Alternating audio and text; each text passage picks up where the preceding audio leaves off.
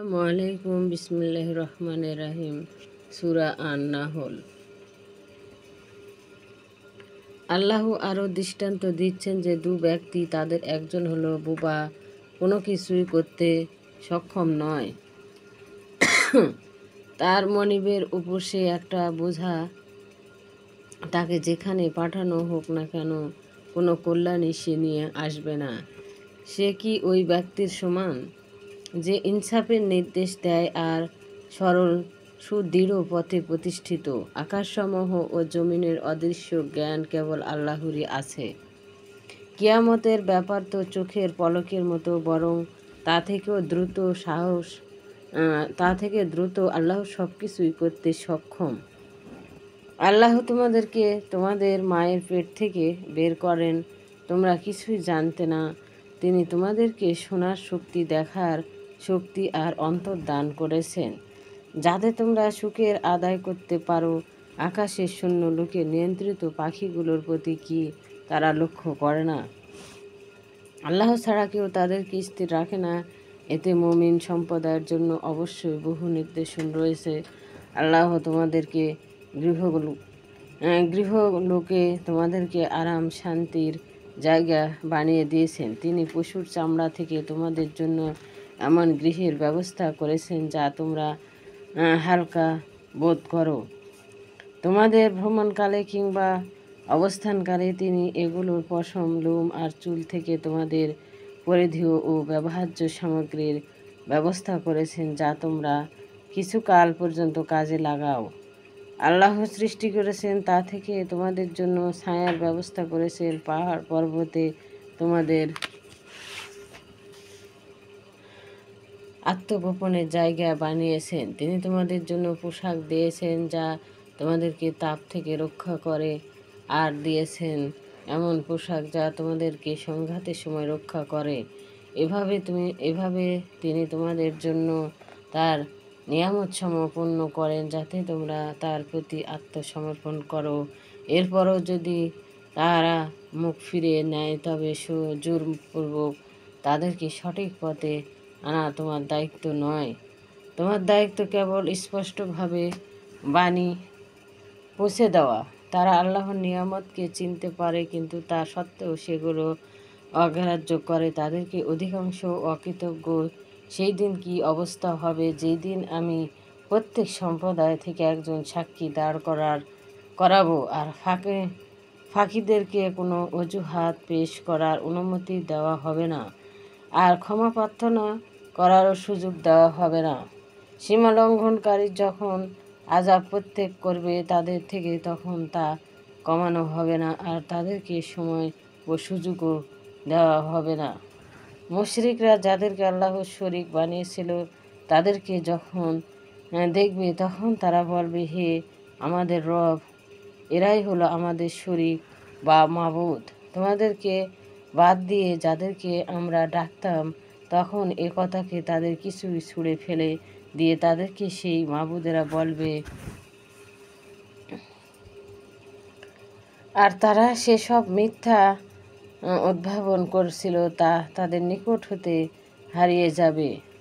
যারা আল্লাহকে অস্বীকার করে আর আল্লাহর পথে বাধা সৃষ্টি করে, আমি তাদেরকে তাদের শাস্তির উপর শাস্তি বৃদ্ধি করব, কারণ তারা ফাসাদ সৃষ্টি করত। সেই দিন আমি প্রত্যেক উম্মত থেকে তাদের নিজেদের মধ্যে হতে একজন সাক্ষী দাঁড় করাবো, আর তোমাদের এই লোকদের ব্যাপারে সাক্ষ্যদাতা হিসাবে হে মুহাম্মদ সাল্লাল্লাহু আলাইহি ওয়াসাল্লাম আমি তোমাকে আনবো। আমি তোমার প্রতি ও কিতাব নাজিল করেছি,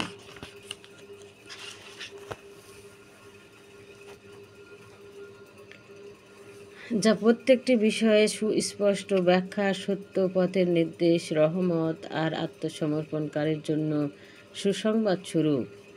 আল্লাহ ন্যায় বিচার ও সদাচরণ আত্মীয়দেরকে দেওয়ার হুকুম দিচ্ছেন, আর তিনি নির্দেশ করেছেন অশ্লীলতা, অপকর্ম আর বিদ্রোহ থেকে। তিনি তোমাদের উপদেশ দিয়েছেন যাতে তোমরা শিক্ষা গ্রহণ করো।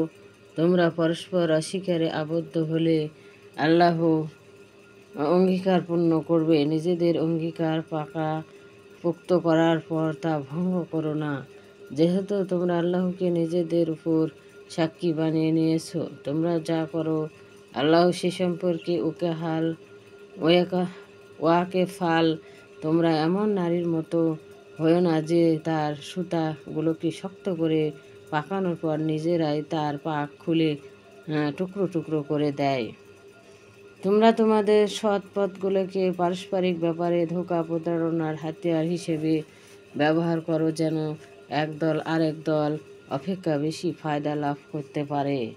আল্লাহ কেবল এর দ্বারা তোমাদেরকে পরীক্ষা করেন। আল্লাহ কিয়ামতের দিন অবশ্য স্পষ্ট করে দিবেন যে বিষয়ে তোমরা মতভেদ করতে। আল্লাহ ইচ্ছে করলে তোমাদেরকে অবশ্যই এক উম্মাত করে দিতেন, কিন্তু তিনি যাকে ইচ্ছে গুমরাহ করেন আর যাকে ইচ্ছে সঠিক পথ প্রদর্শন করেন। তোমরা যা করো সে সম্পর্কে অবশ্যই তোমাদেরকে জিজ্ঞাসাবাদ করা হবে। তোমরা তোমাদের নিজেদের শপথগুলোকে পরস্পর ধোঁকা ও প্রবঞ্চনার উপায় হিসেবে গ্রহণ করো না। তা করলে দৃঢ়ভাবে প্রতিষ্ঠিত হওয়ার পর আবার পিছনে যাবে, আর আল্লাহর পথে বাধা দেওয়ার কারণে তোমরা মন্দ পরিণত ভোগ করবে, আর তোমাদের জন্য থাকবে